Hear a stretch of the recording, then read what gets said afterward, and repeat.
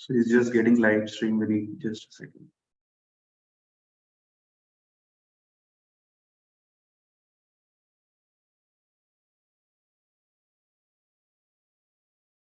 Perfect. I'll put it in the chat box.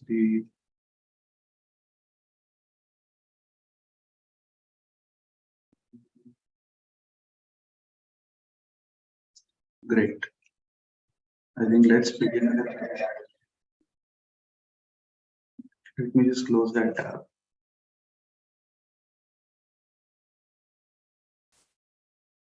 Perfect.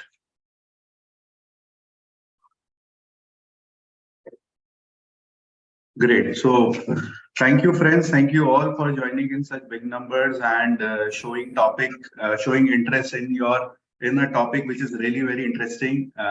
Alternatives is a field which is really very upcoming, and lot of you would have been receiving a lot of emailers or let's say messages across investing in a lot of, I would say, alternative deals where it talks about bill discounting, invoice discounting, P2P lending. All these are new terminologies, which have erupted in last, I think, 3 years. They have become a lot of popular, primarily due to a lot of these fintech companies, coming online and, coming up with these innovative products. But again, before investing into any product, let's understand what are the opportunities and what are the risks involved primarily. That is more important, because many a times, what happens, we really get carried away and we invest our hard-earned money. So it's just that, the entire session we have organized purely for the purpose of learning. Let's understand about alternatives. I would request post this session, do your own research, and then you identify and analyze that, where all you wanted to invest. And as I've already shared the flyer, with all of you. So today, two gentlemen will be joining. One, Vineet Agarwal, he would be the first presenter. Another, we have Sandeep also. Sandeep is also present. So I'll quickly introduce Vineet.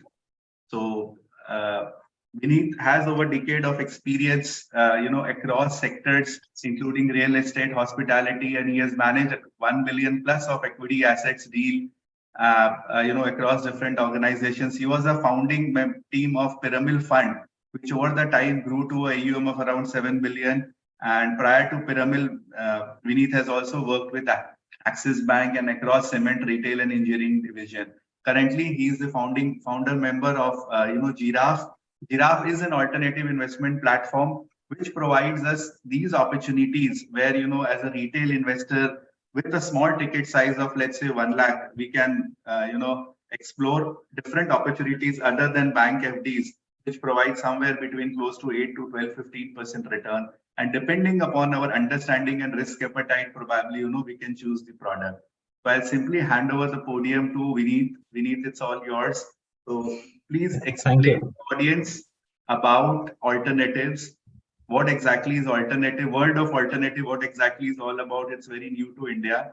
So how we should explore, and then probably we'll move to what Giraffe does and how Giraffe differentiate itself, let's say, from other players in the industry. Yeah. Thank you, Saurav, for inviting us for this great session, and thank you everyone for joining on the call. What I will do is that I'll just share a small presentation where we can address the questions which Saurav has just raised.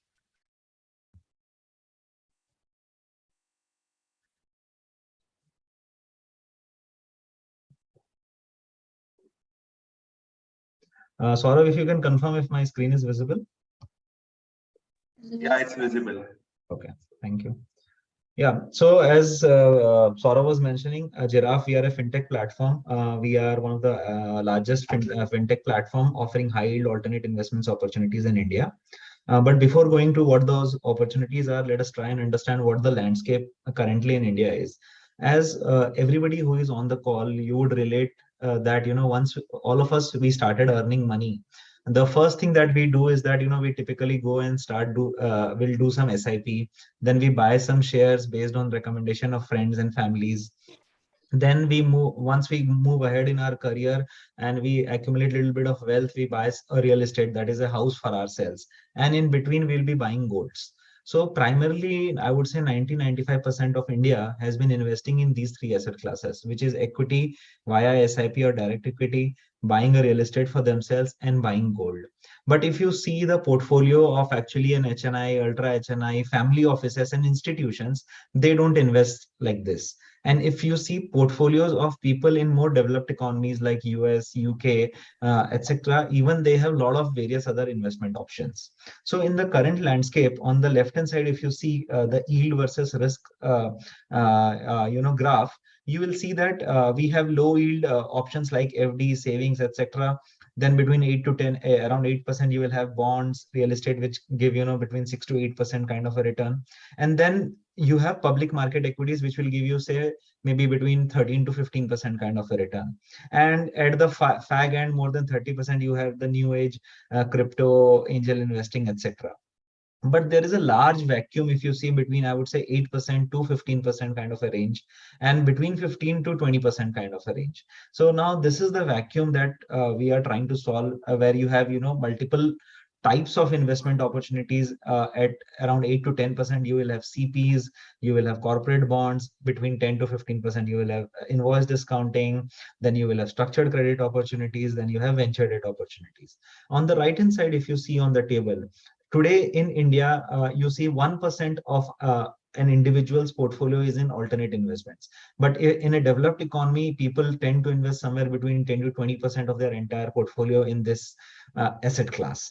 So now it shows that there is a long way that India needs to go, and this has been happening in all other financial products also. So if you go back to history, see, mutual fund started in India somewhere around late in mid of 2000s, right? 2004, 2005 it started, but in next 10 years it has become a mainstream product. Similarly, equity started somewhere in 90s, 1990, 95, but in again 10 to 15 years, it has become a mainstream product. Similarly, now alternate investment as a category is something which has started in last 1 or 2 years, and we believe that in next 5 to 10 years, it will become a mainstream product in everyone's portfolio. So now this you just see on the graph on the left hand side, the size of the alternate asset market in US, as you can see, is more than $770 trillion. In Europe, it is more than $500 trillion. In India, it's just $8 trillion. And as an asset class, it is one of the fastest asset class that has been growing globally and also in India. And we believe that next 10 years, this as an asset class will be one of the fastest growing asset class for a personal investment perspective for everyone.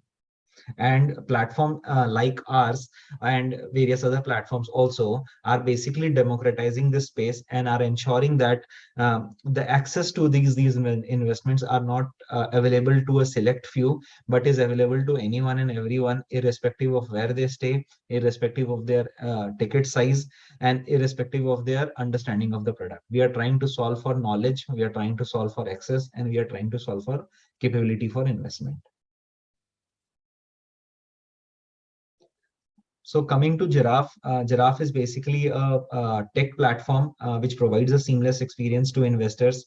It's just a graphical representation of what we do. As you see on the left-hand side, we have investors, we have partners, which are wealth firms, IFAs, and we have institutions who come and access our online platform either for themselves or for their investors.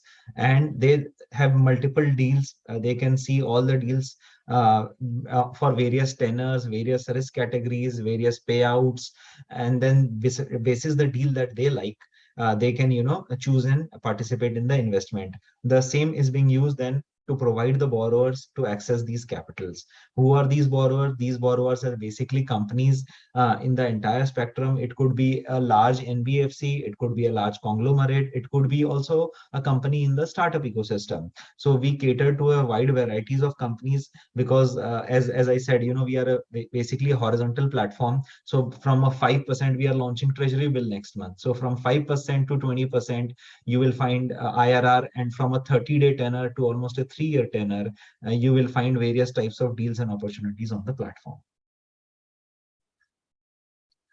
This is the broad leadership team. As you can see, most of us, Saurav is my co-founder at Giraffe. He comes from Bits Pilani, I'm Ahmedabad background, and has financial experience similar to mine, where he has raised capital more than $1 billion. Our entire senior leadership team have excellent pedigree, come from some of the best institutions in the country with some of the best work experience. They understand this landscape very well. They understand the financial ecosystem very well. They are champions, I would say, in structuring transactions. And we have a great team which ensures that we curate products which are meant for retail participation. We ensure that proper processes are being followed. We ensure that proper risk framework is in place. Any deal that gets listed onto Giraffe goes through a very rigorous process. As you can see, Ankit, he heads our credit and risk. He comes from ICICI Bank, HSBC investment team. Basically, before submitting the deal to our investment committee, it goes past through our credit and risk committee, and then it is being presented to our investment committee before the listing. So now, what are our products? We have, as I said, we have a plethora of products. We broadly, it is being categorized into 5 verticals, if I have to put it. On one end, you have NCDs, MLDs, and CPs of NBFC. They are typically between 8 to 14% kind of a tenor, with from a 6-month to almost a 30-month kind of a tenor. Minimum ticket size for all the products is 1 lakh on our platform. We have invoice discounting, which is basically a shorter tenor product from 30 days to, generally it is 3 to 4 months, not beyond that. Very few opportunities are beyond that. Again, the yield range is between 8 to 15%. We have corporate debt. Within the corporate debt spectrum, we do a lot of RE debt transaction, real estate debt transactions, because that's our background and we understand that space really well. So these are generally high yield in nature. So between 20 to 18% is what your investors and you can earn in these papers. The tenor for these debt is typically 6 to 24 months kind of a tenor. We have leasing as a product. Leasing is basically somebody who is wanting to create a monthly income kind of a portfolio. So, we basically take assets on lease, we give those assets on rent to someone, and as an investor, we keep on getting a monthly rental on our investment. So we have this asset typically gives somewhere between 14 to 16, 17% kind of a IRR. The tenor is generally 12 to 36 months in this product. At the more fag end of the IRR spectrum, we have this venture debt and RBF. This one product is primarily in the startup ecosystem. India, as you know, that in last 2 years, startups in India have created tremendous amount of wealth for everyone, and this as an asset class is something which has seen tremendous response, I would say, from various investors. And people typically tend to invest, say, 10 to 15% of their own alternate portfolio in this asset class, because in this you can get upwards of 15 to 18% kind of an IRR. Obviously, this is a riskier product. But having said that, what we do is that we generally do very shorter tenor transactions, where we know that there is a sufficient cash runway for the company. There is a sufficient reserves that the company has to service this debt. We don't do deals randomly on this space. So just to spend 2 minutes on the process, as I told, if I just look at, we have done close to now 600 odd crore of transactions on our platform, but we have done only with 14 companies. This is a typical process that we follow. We have received, say, around 100, and we have analyzed 144 companies till date, and of which our investment committee has in principle given approval for 39 of those companies. Of these 39 companies, say 32 companies would have agreed from a structure and negotiation perspective, and the final approval post the negotiation is only for 17 companies, and out of these 17 companies, we have listed 14 companies. What this basically shows is that we generally approve only 10% of the companies that come to us from a fundraising perspective, because we follow a very rigorous and credit and risk approval process. This is our track record till now. We are a 13-month-old company. We started last year, September. We have done more than 650 crore of transactions through our platform, wherein investors have participated over more than 640 crores. We have returned capital to investors in last 13 months of around 300 crores. We have a 65-member team. We have around 32,000 registered investors on our platform. We have more than 3,000 investors who have actually invested and participated in these opportunities. So as you can see, so for to do around say 600 crore kind of a volume from a 3,000 investors. So typically an investor has invested upwards of 15-20 lakhs on our platform. That's the average kind of an investment that people are maintaining, which shows that people are trusting the kind of processes that we are doing. We have more than 500 partners, IFAs, and wealth firms onboarded onto our platform. We have a separate tech stack for them, where it's very seamless for them to come and interact with us, for them to come and onboard their own client, for them to see what type of investments they have made, for them to track the investments, etc. We are very proud to say that we have seen 0% default till date. As I said, because we follow a very rigorous credit process onto our platform. One of the reasons why there are a lot of in such a short span of time, we have seen a lot of tractions and acceptance both from investor community and also from partners community, is that we give a client a portfolio experience away from equity, real estate, and gold. People have started making a very healthy portfolio in the fixed income space in our platform, so that they can diversify the across various asset classes. It's all the deals that you see in Giraffe are very short term in nature. Okay, so I would say 90% of the deal is less than 18 months in tenor, and average tenor. So suppose if you invest say 1 lakh rupees across every deal, your average tenor is generally less than a year. So it's a very efficient short-term planning offering that we give, and that is one of the primary reasons why we have not seen any default as well. Because if you see in corporate, if you go historically, maybe if you see any banks, institutions, you will see that there are maybe some defaults in the corporate. The primary reason for that is that generally they tend to give very longer tenor loan. They'll give 5-year loan, 7-year loan, 10-year loan. We believe that it is very difficult to do credit assessment in a very long term, and hence we stick to very short term, because in short term, 1 year, 1.5 year assessment, you can with a very reasonable confidence tell whether the company will do well or not, because you are not actually projecting for very long term. So that is one of the mantra that we follow very strictly. We give a very we try to give a very good experience to investors from a tech perspective. Anything that they want to understand, they have their own dashboards to track everything, and the experience that we try and provide is great. Then there are exclusive offerings and curated products which can be accessible to various family offices and investors. So suppose you have an HNI or you have a family office and you want to do some specific product, or you like some specific product on our platform, we can try and curate that as well for you separately. And from a revenue perspective, as all of you must be aware, the traditional revenue providers like say mutual funds or FDs or equities, the revenue has come down because this is a new asset class. Because there is a spread available here, we try and share as much as revenue possible with our partner ecosystem, which obviously increases their revenue for a short-term product. These are our investors. We are backed by one of the biggest funds in the world called as Excel Partners. They are you can Google. They have backed some of the iconic companies in the world like Facebook, Flipkart, etc. Apart from them, we have Mankekar Family Office. Mankekar Family Office is one of the largest equity investor family office, like to the likes of Rakesh Jhunjhunwala. They have backed us. They're on the first investors in Bajaj Finance. They were the first investors in IFL Wealth. So they understands the financial ecosystem space really well, and they also help us in setting up our processes, setting up our credit approval processes, setting up how the hiring should be, what team people we should have. So a lot of involvement from their end. Apart from that, we have some of the marquee founders of Indian startup ecosystem who have also backed up, to the likes of Siddharth Sahu, who's the founder of Farm Easy, RK, who is the founder of Liftface, all the founders of Zwork. They are our investors on our cap table.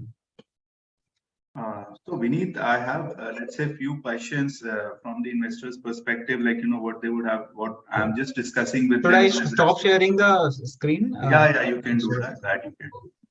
Yeah. So we have, let's say, few questions in terms of just to understand, let's say how, let's say when we talk about these alternative platforms, when they talk about this bill discounting, earlier all these bill discounting Yeah. used to be a bank product.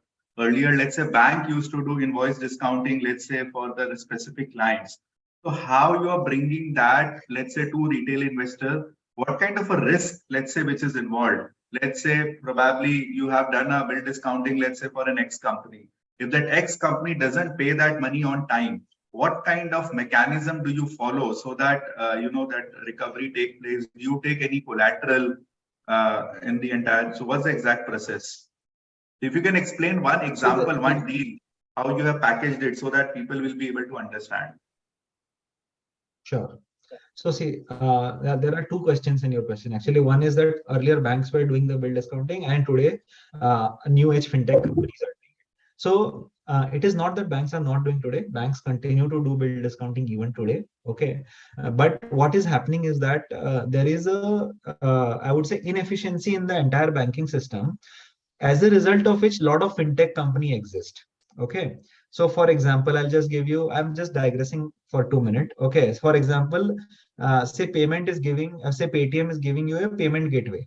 Okay, can HDFC would have done that? Yes, they could have done that. Okay, would ICICI could have done that? Yes, they could have done that, but they did not do it. Hence, a company like Paytm could exist.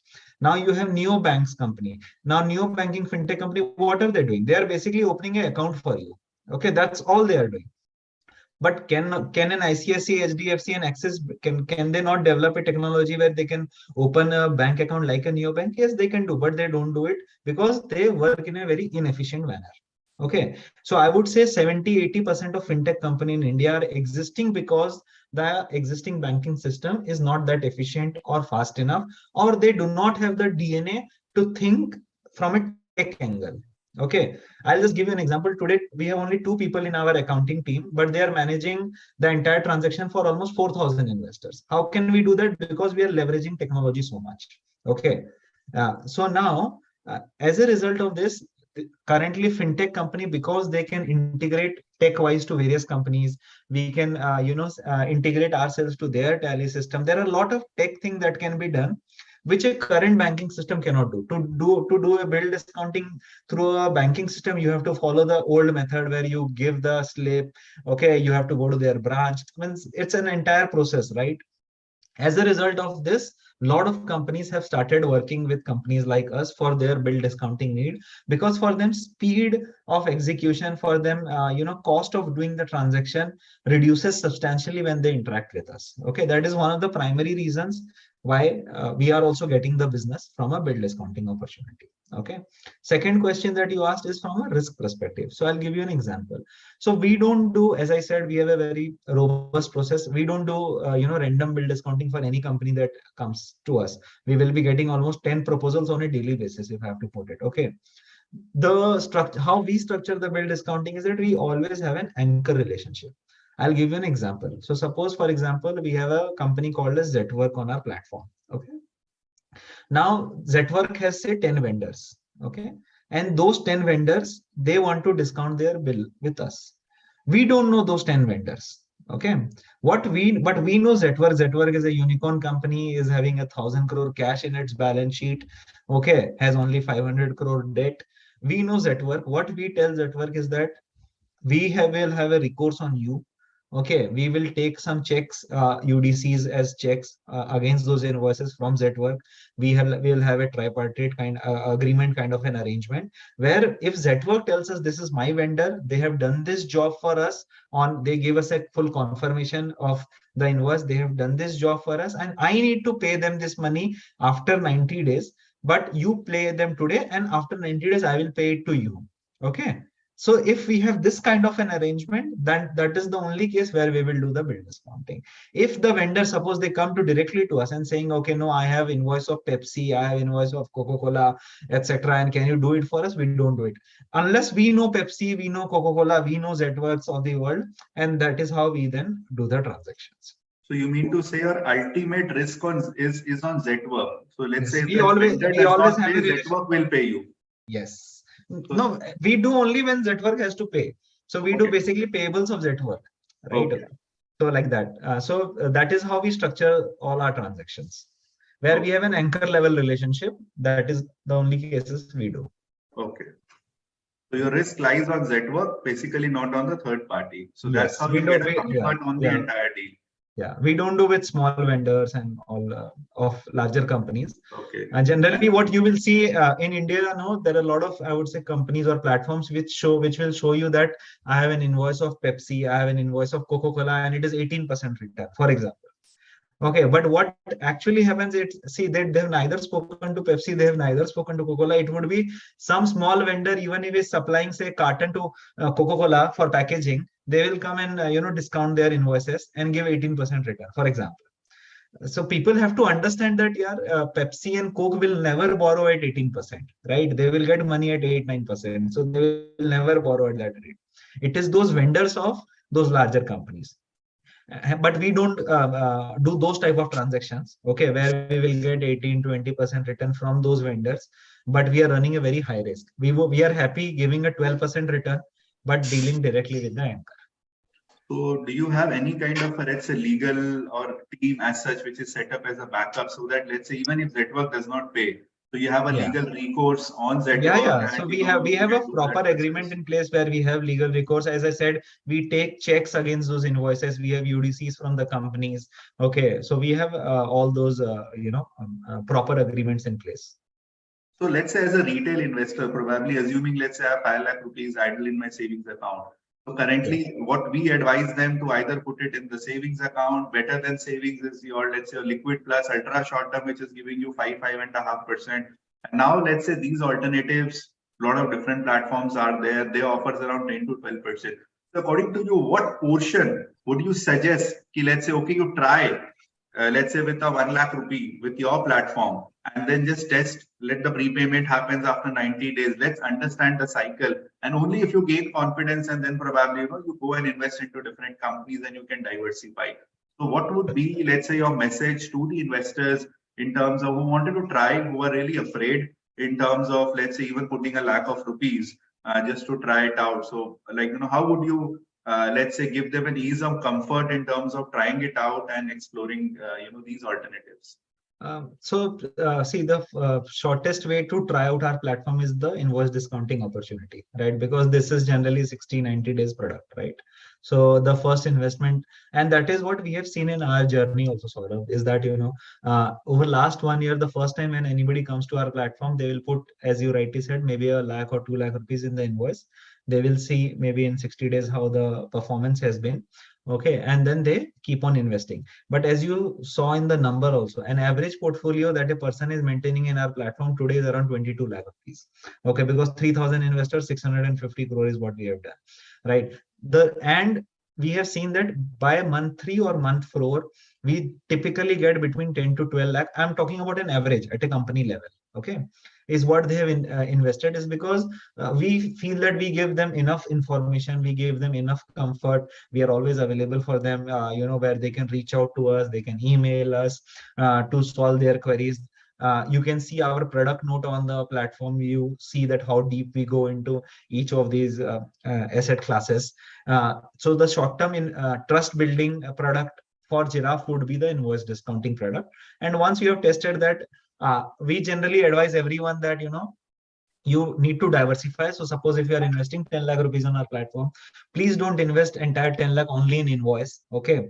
Our recommendation would be, please put 2 lakhs in invoice, 2 lakhs in corporate debt, 2 lakhs. So make your portfolio. So what happens, the risk also reduces substantially. Your, portfolio return is again that 12, 13, 14% only, which is a very healthy return. Okay. But by taking a substantially lower risk, because every product has different, security structure, every product a different risk associated with it, and that's how you should do it. One additional thing that we are doing, Saurav, is that because a lot of investors, they came to us and said ki, as you said, we have a lot of liquid money, we are either putting it in FD or it is in lying in our savings account, and is there some better alternate to it? What we saw is that, T-bill and treasury bill as a product is again not penetrated in India. I can guarantee, comfortably say that 90% of people in this call would not have put ever money in a T-bill. But the fact is that a 90-day T-bill, which is the safest product in any country, is giving almost 6.5% return, which is better than the FD return. So why will I put my money in FD if I can put my money in T-bill, right? Now these are the things which we are trying to educate people, and we are making it very seamless for people to participate in. Perfect. Yeah. Any questions, friends, to Vineet? Because after that, we'll rope in Sandeep, who is an expert in P2P, and he will explain. So Vineet, any questions pertaining to alternatives? Let's say, have you invested in any other platform, Credex, TradeX, etc., Jira? If you have any query, so you can just unmute and you can ask. Hey, Saurabh, Sachin here. I have one question.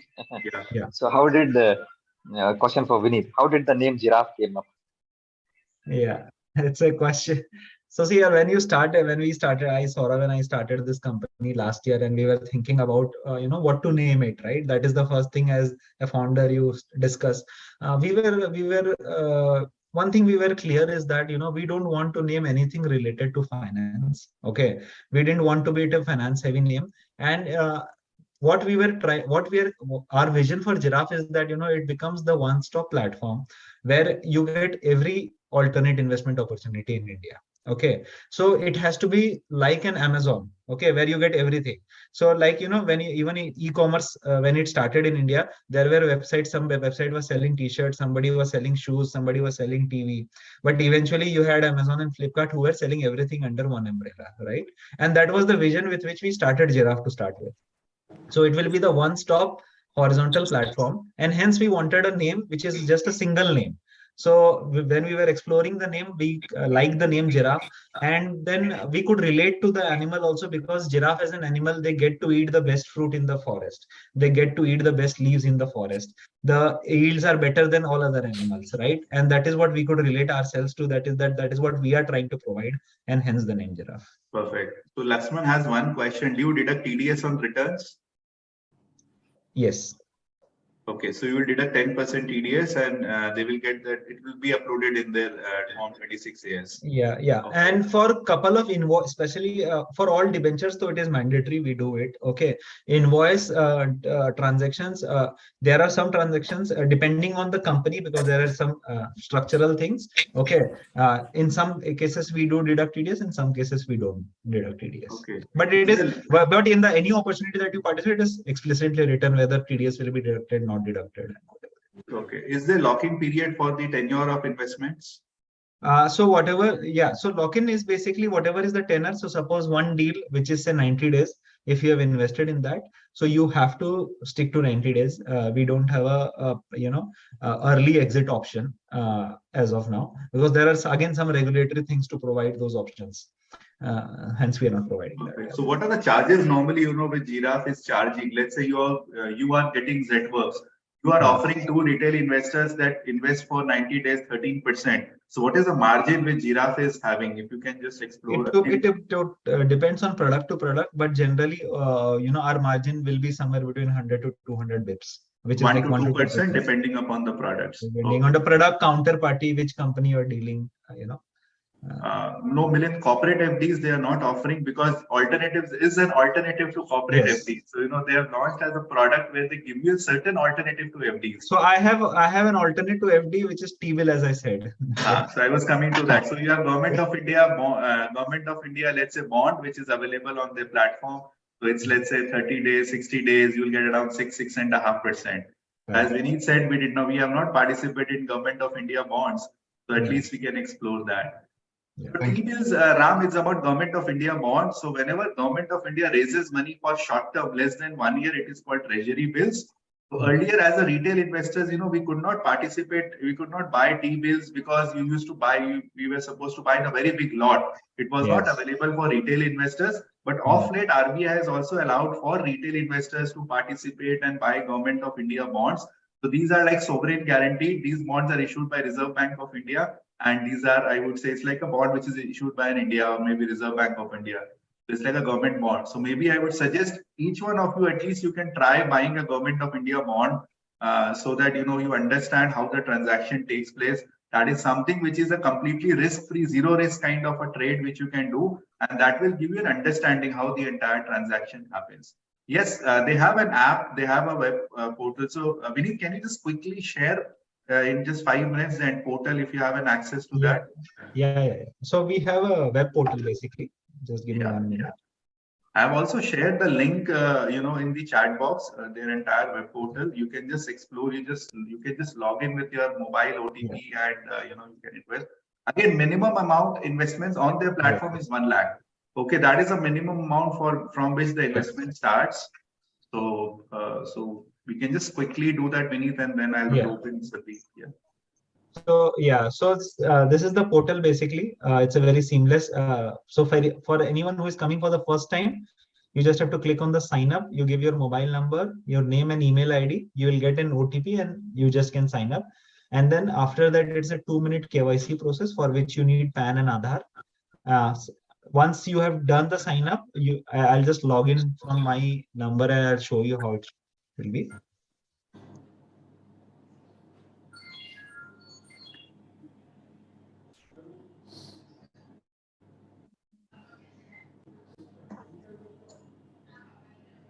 Just 1 second here.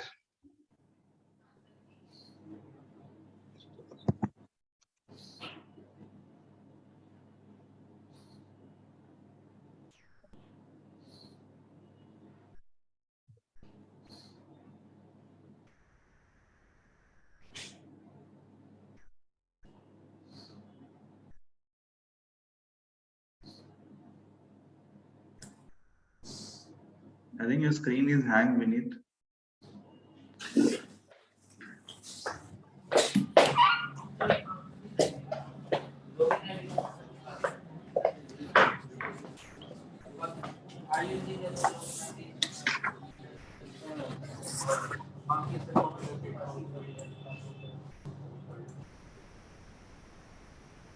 Yeah, Vineet, I think your screen is hanged.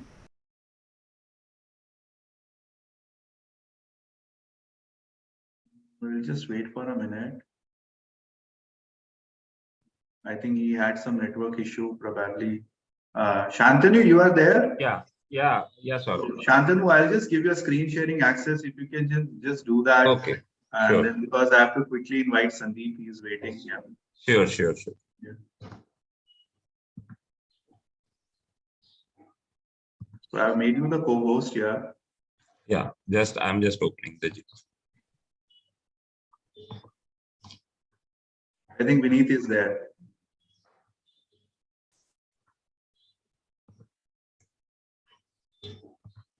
Hello, Vineet. Yeah, Vineet, you need to unmute. Yeah. This is visible now? My screen is visible? Yeah, it is visible. Yeah. So once you have logged in, basically you can see all the opportunities. For example, invoice discounting,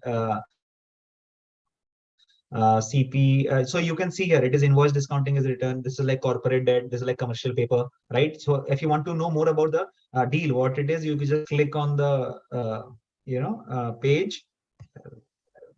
Today there is some and then you can read about the entire thing. You have snapshot, you have key investment highlights.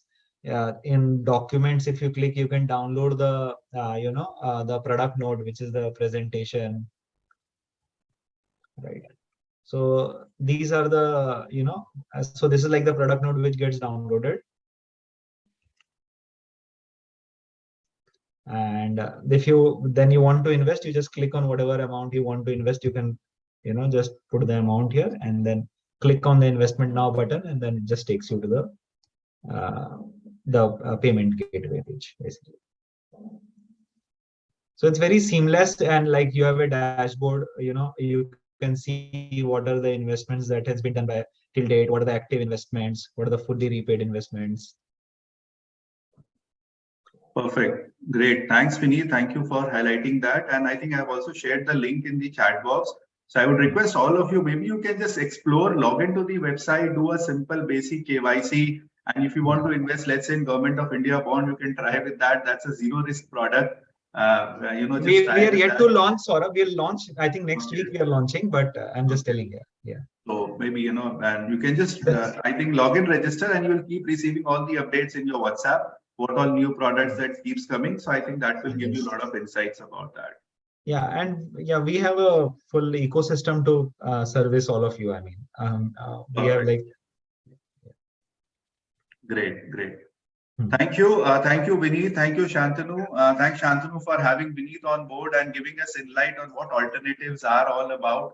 We had a lot of curiosity, and probably I think maybe one session is not enough.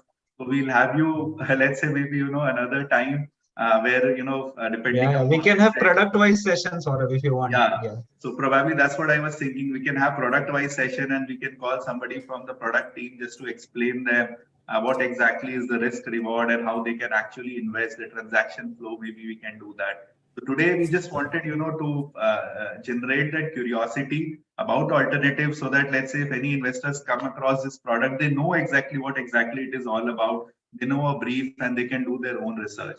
And if any query, anything is there, probably you can reach out to me. I can also help you in terms of making you understand the products. Many thanks. Thanks, Vineet. Thank you for Thank you, having with Saurabh. us. Thank you, Saurabh, for Thank you, inviting Thank us. you. Saurabh. Thank you so much. Thank you, Vineet.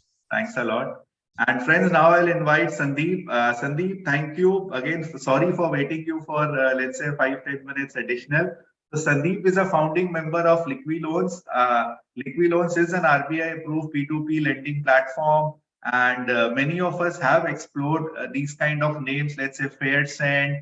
You have a lot of companies are there currently. Let's say you have FairSend is there. You have Finzi is there. Liqui Loans is one. So Liqui Loans is something which personally I have, used. I have put my money for last 1 year. We are associated with them, and a lot of my clients currently have put in the money. Again, it's all about peer-to-peer lending platform. What exactly is peer-to-peer lending? How that concept came arise? It is very popular in the West. In India, it just launched around 3-4 years back, and Liquiloans is probably among the one of the first company to come across this P2P platform. So now I just put it to Sandeep. Sandeep, just explain and lighten the audience what exactly is P2P, and then we'll come to what Liquiloans does, something exclusive to what other people are doing in the industry. Hi, thanks, Saurabh. Am I audible? Yeah, Sandeep, very much. I'll just share my screen.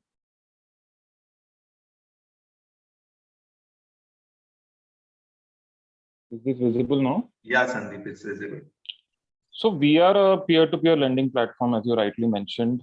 We are India's largest and only rated peer-to-peer lending platform currently. We are AA- rated by ICRA, and pretty soon we'll have a revised better rating also. So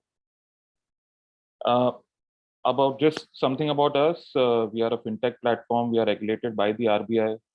We are profitable already. We have a pan-India presence, and we work with around 1,000 plus partners or wealth managers across the country.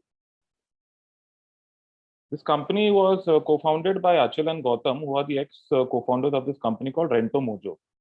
Now, Rento Mojo is India's largest furniture and appliance leasing platform. In 2017, they left their executive position in Rento Mojo and started Liqui Loans. Around Rento Mojo has raised around 100 plus million from Samsung family, Bain Capital, IDG, Axel, etc. So doing well. Now, Liqui Loans, talking about Liqui Loans, we've raised cumulatively around $12 million. The first seed round, we raised around 2 million from Matrix Partners, one of the largest investors in Ola, Quicker, Tribo Hotels, etc. Then few angels like Kunal Shah from Cred, Ashutosh Taparia, Famicare, Abhishek Dalmia of Renaissance Capital, Satya Bansal, Barclays Wealth, etc. And last month, Cred invested around 10 million with us as a strategic investment. So currently, company valuation is upwards of 200 million, close to $250 million is what the company is valued at today. Right? Just a brief about the product. We've sort of pioneered the retail debt asset class. It's a safe and high-yielding fixed income opportunity where there are inflation-beating returns. You can earn up to 10.5%. We've had 100% success rate. Not a single investor has lost even a rupee of interest on the platform. And like I mentioned, we are the world's peer-to-peer lending company to be assessed by CRISIL and rated by ICRA. Now, when we started this company, we felt there was a need for a smarter fixed income product. And why do I say so? And even like Giraffe co-founder was mentioning, majority of the country's sort of assets still lie in fixed income, right? Almost 76% of the country's income of savings is still in fixed income. And if you see this slide, typically a lot of points in history and specifically in the last 3 years, FD returns or typical fixed income returns are not even beating inflation, right? So there is a need for a smarter and better fixed income solution. So why liquid loans, right? Now, if you look at traditional debt instruments, if you look at FDs, which have a 67% exposure in corporates, NCDs have a 100% exposure in corporates, and debt mutual funds have 100% exposure in corporates, right? Now, the problem with corporates, as we see from these slides, if you look at top 5 banks in the country, right, corporate loans have a weighted average NPA of almost 8.5%, right? Now, if you compare the same retail loan NPA of the same 5 banks, then that drops down to almost 1.33%. So there is almost a 5 times lower NPA pattern that we see in retail loans, right? So that means if I give you direct exposure to retail loans, they would be as safe, if not safer than corporate loans, right? Now, within retail loans also, you will have 3 classes of borrowers, right? You will have subprime borrowers who have credit score ranging from 300 to 600, who have near prime borrowers who have credit scores ranging from 600 to 700, and you have prime borrowers who have credit scores upwards of 700 plus. What does liquid loans do? Liquid loans give you direct access to only prime retail 700 plus credit rated borrowers, right? Now the question arises, why would someone whose CIBIL score or credit score is upwards of 700, why would he come to a platform like liquid loans to borrow? Because he'd get a loan from his bank or NBFC at pretty low rates, and there's no need for him to venture outside of his sort of current bank, right? The reason why he would come to us is because primarily we do no-cost consumer loans in healthcare, home decor, and education, right? So we do no-cost consumer loans similar to what Bajaj Finance does, but we do it in service-related sectors, right? And why service-related sectors? Because there is no risk of a physical good in hand. You have to consume the particular service, right? And the biggest risk of a personal loan, which is the risk of fraud, is completely eliminated in consumer loans because the money goes directly to one of the 250 plus, 300 plus dealers that we've empaneled with. It doesn't go to the borrower's account. So he can't run away with that money. He has to use it for a very, very specific purpose, right? And if you look at the sectors that we're in, what are the sectors? It's education, which is upskilling education financing. Someone who's already working, he wants to upskill. Now, upskilling has become a necessity, right? Pre-COVID, it was a fad. And now even CEOs, MDs, top-level executives are upskilling. So obviously, everyone has to upskill to help them find a better career path or grow in their career.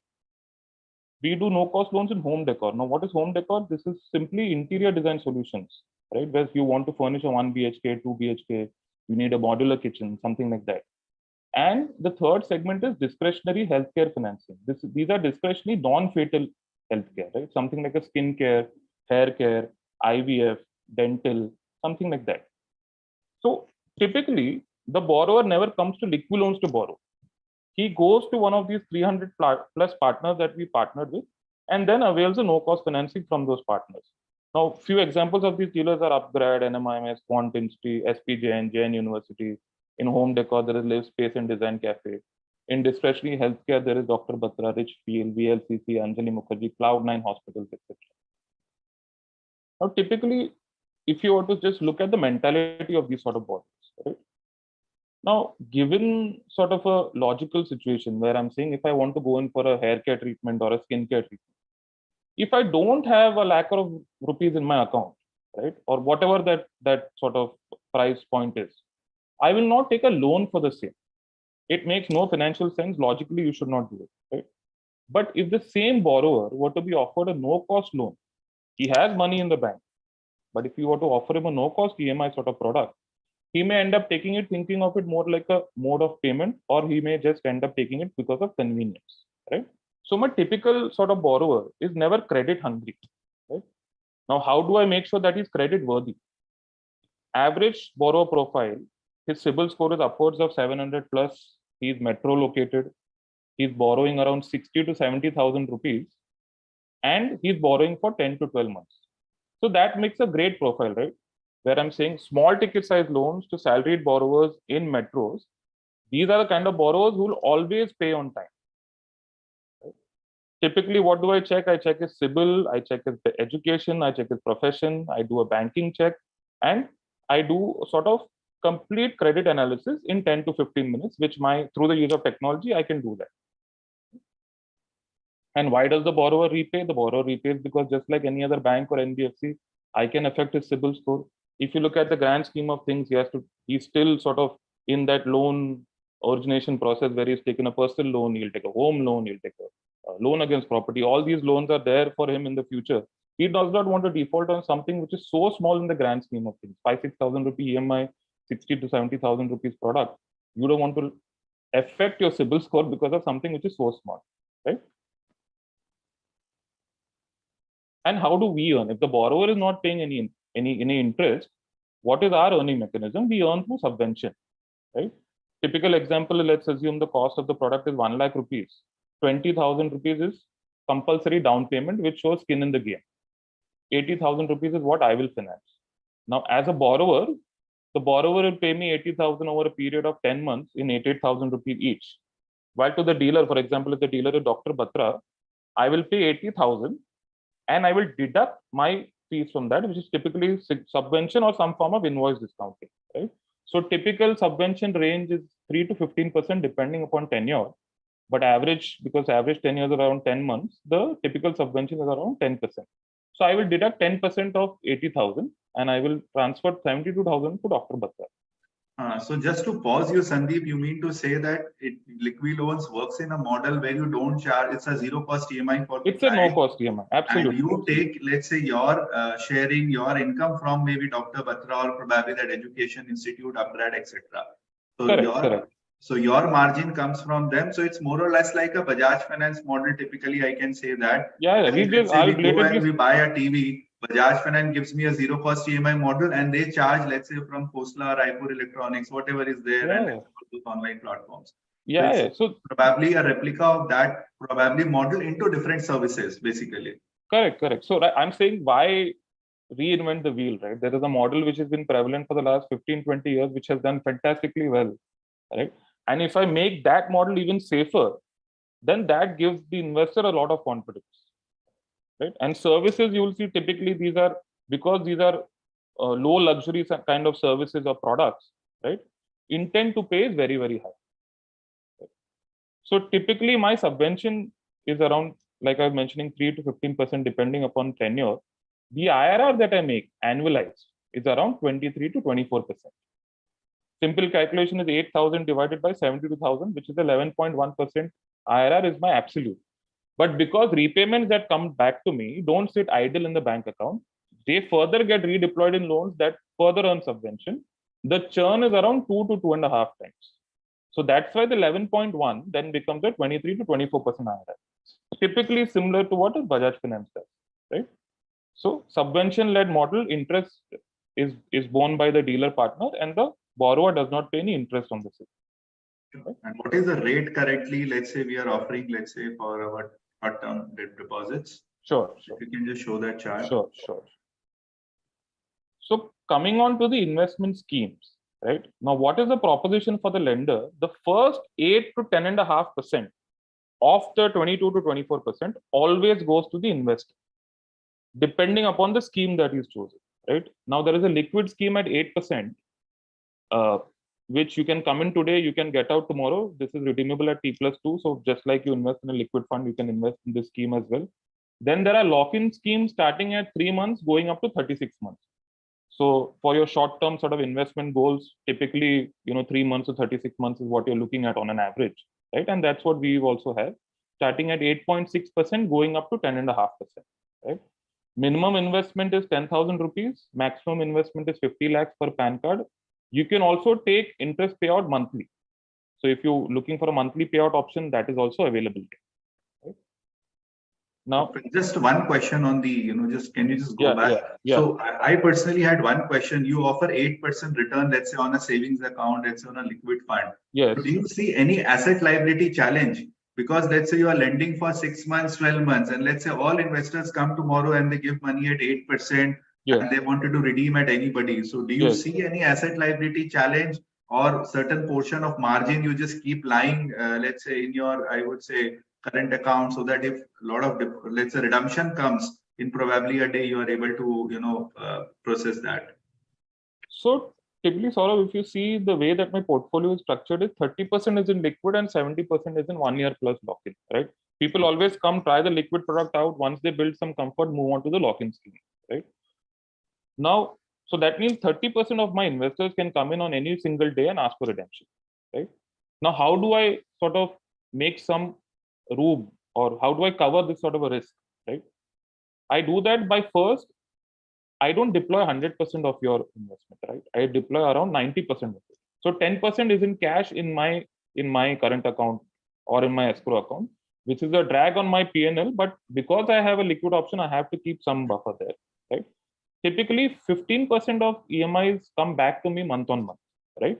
So there is a 25% buffer available out of the 30%, right? So if there is a run on the bank, obviously there will be a run on me as well. And 30% of the investors, if they come back to me and say, I want my money back, I can cover almost 90% of that on any single occurrence, right? Typically, that something like this, like a black swan event, we will not see. But just in case something like this does happen, then almost 90% of that will be covered. And obviously, the remaining 10% will be paid out as when the borrower repays. But typically, I have 90% of that already covered in my books. Perfect. So this is, I feel, the most important part of any fixed income sort of investment, right? I mean, there are enough and more products out there where you can make very, very good returns. But the most important question is, how is my capital protected, right? And whenever someone invests in fixed income, he wants two things. He wants consistency of returns, and he wants 100% or close to 100% capital protection, right? And how do we make sure that your capital is protected? Now, if you look at typical fixed income risks, what are they? The first risk is always counterparty risk. In a product like liquid loans, there is no counterparty risk because the money does not come to me. It goes into a third party RBI appointed bank trustee escrow account. So the money can never leave the ecosystem, right? Even if liquid loan shuts shop tomorrow, the trustee has all the documents, the trustee will pay you off. So 100% regulated. B, there is always a concentration risk. Now, if you look at it, very, very good quality debt fund, right? You'll have 20, 30, 40, 50 AAA rated papers. There is still 2% exposure per company. Something like a DHFL or ILNFS has happened, not because the companies were bad, but you took a concentration risk, or you took a concentrated bet on a small set of companies, right? Here, even if you invest 10,000 rupees or if you invest 50 lakh rupees with me, I'll give you between 200 to 400 borrowers. So your risk to any one particular borrower is never greater than 0.5%. So that reduces concentration risk to a very, very large level, right? Third, I'm talking about credit risk. These are like AAA rated retail borrowers, right? And why do I say that? Now let's look at worst case scenario. He loses his job. There is COVID, or there is emergency in the family. Will the borrower pay? I'll give you a small example where this will also is sort of eye-opening to me also. Now the question always comes that these are unsecured loans, right? And are they safe? Unsecured loans in India have a lower NPA than secured loans in retail sector, right? Secured loan, which is your home loan, loan against property, business loan, collateral, auto loans, have a 2.5% NPA. Unsecured loans, personal loan, consumer loan, credit card outstanding has a 0.9% NPA. This is CIBIL data. This is available publicly. Now, why are these NPAs lower than secured loans? It is not about secured versus unsecured. It is about duration of loans and loan amount. Small ticket size loans to salaried people living in metros, people will always pay because if there is a job loss or COVID or whatever emergency, you still have emergency funds for 50,000 to 1 lakh rupees, right? Even if you don't travel to work, if you lost your job, you're saving 5,000-6,000 rupees every month just by not traveling. So that is something you'll always pay. But something which is a 1, 2, 3 lakh rupee home loan EMI becomes very, very difficult to service, right? So I'm saying these are the best of best retail borrowers that I provide to you, right? What is the fourth risk? Interest rate risk, right? Fluctuation of markets. Because we are not directly related to debt or equity markets, there is no possibility of mark-to-market losses. Whatever rate at which you enter is the rate that you will get, right? And the most important risk, according to me, is alignment. How aligned is the company to the investor's interest? Here, liquid loans is 100% aligned. And now, why do I say that? It's because you make the first set of return, which is you make the first 8 to 10.5%, depending upon the scheme. Liquid loans will make a single rupee over and above that only if you make your returns, right? So even if there are NPAs in your portfolio, that comes out of my fees, right? Now we have, just a second. Now we have evaluated our portfolio by both CRISIL and ICRA, right? Both are of the, they have done an ECL, which is your estimated credit loss on my portfolio. Both are of the opinion that worst case NPA can be between 0.94 to 2.06. Now and my current NPA is 0.63. Now let's assume that all three numbers are underreported. And it is actually 2 times, 3 times this number. So typically my 1 to 2% will become a 4 to 6%. What happens in that case? The 22 to 24% on my portfolio will become a 16 to 18%, but the investor will still make the first 8 to 10.5%. So there is almost a 600 to 1100% room for any sort of NPA buffers in my portfolio, right? As per CRISIL, ICRA, and my own estimate, there is a 13 to 14% NPA buffer that is already pre-built. If you look at my worst case NPA, which was 1.63 during October 2020 of COVID, if you look at worst case retail loan NPAs across the country, it was 3%, somewhere again in September, October of 2020. I'm saying my current NPA is 0.63. Even if I was 10 times worse than that, your money is still protected. So I'm 100% aligned to you. Perfect. So just to highlight that, what you are trying to say, Sandeep, here is that let's suppose if there is any NPA, so that will be first borne by the company. Investor Absolutely. will get their 8%. Yes. Only let's say if your NPA stretches beyond 8%, 9%, probably, then Yes. that is the time when investor will get a hit, because Yes. then your I would say capacity to bear that probably NPA would have gone, would Yes, have yes. been extended. So Typically, till that 8, yes. 9% investor is, so there's a lot of cushion. What do you mean to say for the investor? Absolutely. This entire pool. Yes. Okay. So why should someone invest with us? There is high certainty and margin of safety, completely unrelated asset class. Inflation beating returns. No, I'm not saying that they're eye-watering like the previous presentation, but safety is very, very high here. And they are inflation beating returns as well, right? Typically helps you build discipline in something like a fixed income product, right? There are monthly options available and short-term to long-term options are also available. If you look at my performance as of September 30th, now this number is actually 19. So I've disbursed close to 1900 crores of loans. My gross NPA is 0.63. Total number of borrowers are upwards of 4.8 lakhs and 100% of withdrawals have been honored. No investor has had to wait more than 2 days for his money to come back. And we've had 100% success rate in meeting indicating yield. Like whatever rates we have proposed is what the investor has made. So that's the presentation, and any questions I can answer. Sorry, yeah, friends, any questions you wanted to ask? Some of you have already invested in P2P, let's say with us. If you have any doubt, any query you wanted to ask from liquid loans, probably.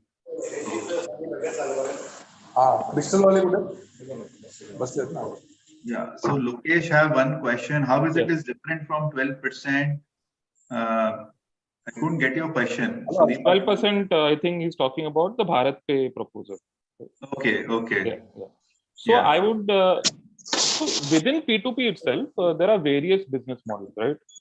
You can give loans to needy borrowers at typically borrowing at 18% plus. You can give business loans. You can give loans to corporates. All these sort of scenarios are possible. The Bharat Pay 12% plus gives loans to merchants, right?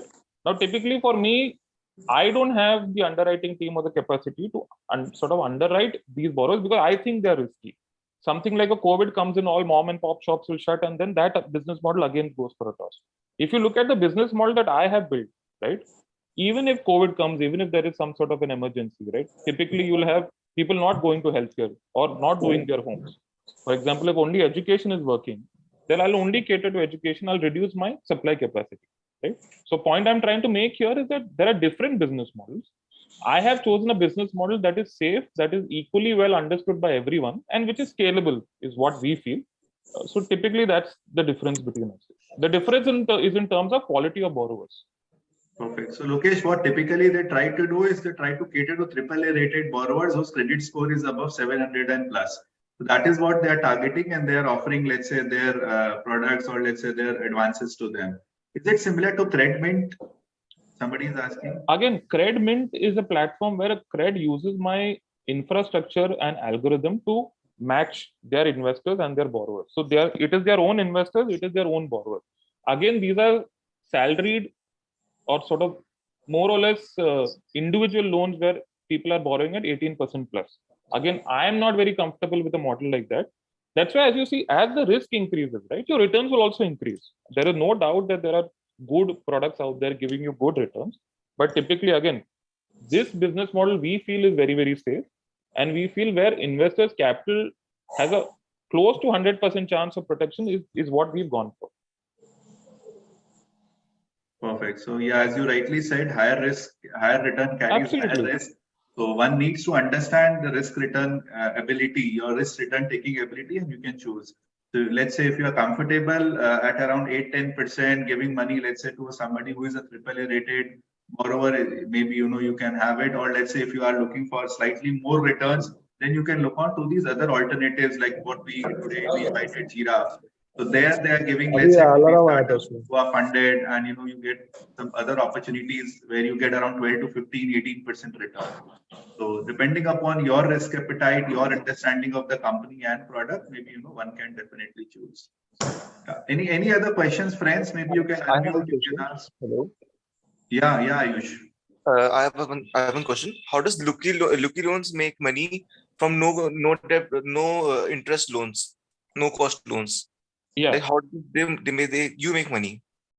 Sure. So I make money after whatever you've got. For example, if I'm making 22 to 24% on my portfolio, the investor makes 8 to 10.5%. Typically, around 10% is what my cost of funds would be, 10.5%. Right. So the first 10% goes to you, and the remaining 12-13% is my fees. So let's assume that there is no NPA, then I make 13%. If there is 5% NPA, then I make 8%. So typically, you have to look at me just like a fund manager, where I'm saying, I will underwrite the best borrowers for you. I will give you a fixed return, and only if you make your return will I make my return. Okay, thanks. Perfect. Any questions? Any other questions? Yes. Anybody would like to unmute, put it in the chat box. Any doubt pertaining to the product? Any doubt pertaining to the platform? Yes, probably. You can go ahead. You can ask. Yes. And Sandeep, can you just quickly show the platform? Let's say, there is one question. Yeah. And meanwhile, I'll just tell Sandeep if you can just log in and you can just show them the, the entire process quickly in just 2 minutes. Yeah. Yeah. Go ahead with your question, sir. Yeah, Kailash. Yes, while they are just saying ki we have a 0% or there is a no cost EMI, and it was saving somewhere 23 to 24, whatever is the amount. That is what we are getting discount from that particular companies where through we are giving these loans. Is it right? Yes. Okay. So we get a discount, sir, between 3 to 15% depending upon the tenure, right? This is an upfront discount, right? So okay, means I'll give you an example. 100 rupees is the cost of the product. 20 rupees is what you will pay as down payment, right? Okay. And typically the discounting would be around 10% because my loan tenure is between 10 to 12% on average. So 80 rupees minus 10%, 72 rupees is what I will pay to the dealer, while the borrower will pay me 80 rupees over 10 months. So 8 rupees is my revenue. And this 8 rupees then translates into an IRR of 22 to 24%. So the product which the ones is having, that is we are getting on that are almost 20%. So we make around we make 22 to 20%. That. Yes. Out of that, the first 8 to 10.5% is yours. Okay. It's an investor. So your interest is front loaded. My earning is back end. Okay. Okay, Vinny. Thank you. So I think let me share, because it is already embedded in our app web portal. So I think friends, most of you have gone through our website, and I think some of you are already using the app.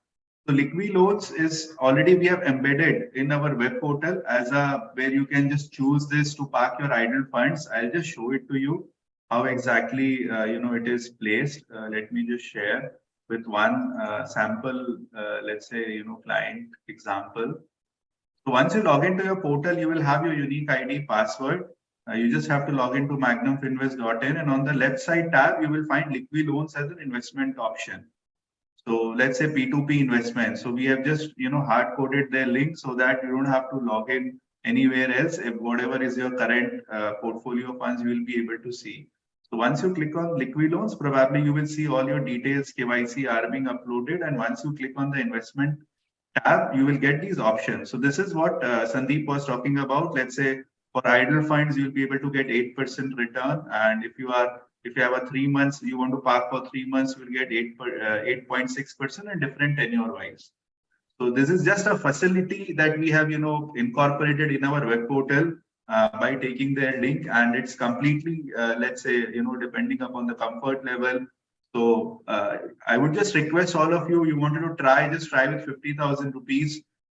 Let's say most of us have maintained balance in our savings account, let's say 5 lakhs, whatever it is, just try with 50,000 rupees, invest, deploy for 10-15 days. After that, you redeem. And then you can view the entire process, and you will be able to see once you log in that, okay, the exact 8% return you are getting, let's say on your let's say 0 MHP, it's called zero minimum holding period on that basket, and after 10-15 days you can redeem. So if you want to try that, you are most welcome. You can do that. We can help you. Our team can help you in terms of doing that. The idea is just that we understand, we explore these products, so that in case, let's say, whenever you feel comfortable, you wanted to use it, probably that yes, these are products which are available. These are products which exist in the market, and sometimes they are far better returns offering than your savings account, which offers you 2.5-3%. Yeah, and just one point I'd like to add here is that you have 100% transparency. Whenever you invest, you can see the details or the borrower snapshot of all your 200 to 400 borrowers, right? Which city, what is the loan amount, what is your investment, what is this fixed obligation to income ratio, or FOIR, we call it FOIR, then what is the CIBIL score, what is the purpose, all of these things are available. And obviously you have date-to-date statements available, monthly statements available, quarterly statements, or annual tax filing statements, right? Here, there is no TDS applicable. The returns are gross, and it is the tax liabilities as per your tax plan. So do you deduct TDS? No, there is no TDS. Okay, we will not deduct TDS. Tax has to be paid by the respective individuals depending upon their income tax slab. Correct. Okay, perfect. Great. Any questions, friends? Anything you wanted to ask Sandeep? Perfect. Probably. Hello. Yeah. Just a quick question. How will you manage if you get a lot of input cash, but you are unable to disperse it to the end user, the services, right? Sure. So, sir, typically it has happened twice in the past, right? Where we got too much of inflow, and I don't have enough demand on the other side. For example, I know 100 rupees is my demand in a typical month, and I will raise 100 rupees. Typically, I'll raise 105 rupees just to be on the safe side, right? But instead of 105, let's assume 150 rupees has come, and there is only demand for 100 rupees. What I will do is that for the next 15 days or for the next 1 month, till I see 50 rupees of demand being completed, or the existing investors get proper allocation, I will not raise any more funds. I will stop investment for a period of 2 weeks to 1 month. And once the existing investors have got more than 80% allocation of their funds, will I then open up the investments for further new investors. So I always have the option in order to, so ALM is one of the biggest sort of pillars of this sort of a business model. So we always have that option when to take funds, when to stop funds. All these things are available. Thank you. Perfect. Great. Thanks, Sandeep. Thank you for I made you waited for 30 minutes please. Because we just structured like that. We had to leave early, so we just planned. Thank you for sharing your insights on Thank the you. I liquid hope it loans. was useful for some people. Yeah, it was definitely useful for me as well as for all the investors, because see, whether I invest or not, at least I should be aware. At least I That's should what be we want. aware that these kind of products are available. Maybe not today, let's say if in future, if I have, let's say some idle ample cash, which probably I don't need for 2-3 months. So maybe certain allocation, 10-15%, I can Absolutely. certainly look forward, to these platforms and to do that.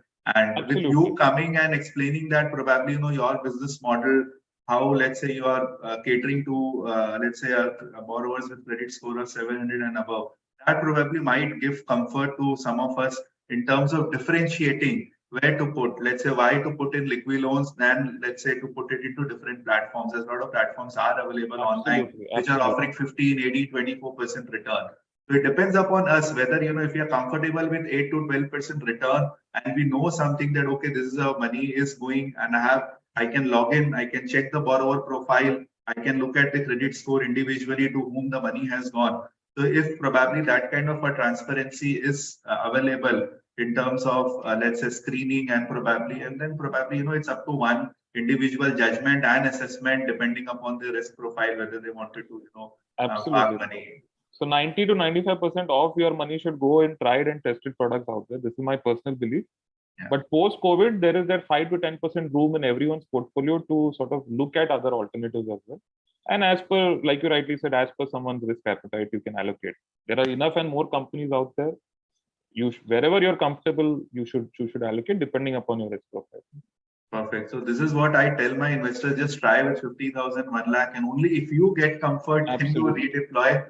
So it's not something that, it's maybe a product push from our side. It's more to update you on the knowledge part that yes, these are alternative products with certain kind of risk reward, facility, and probably if that suits you, probably you can go ahead with it. And as you rightly said, 5%, maybe, one can deploy from the fixed income basket. They can test it and, they can simply explore it. Absolutely. Perfect. Great. Thank you, friends, all for coming and staying for extended 20 minutes and hearing out Sandeep. Thank you all. Initially, we had 100+ participants. We made it YouTube live, so we shared. So recording is also available in YouTube. I'll share the recording with all of you probably in the groups. And again, many thanks for all of you for being here. Thanks, Sandeep. Thanks, thank you so much. Thank you. Who was there. And thank you all. We look forward for your further participation, and we'll bring a lot of new innovative ideas and products and probably different investment revenue opportunities for all of you. Thank you. Thank you, friends.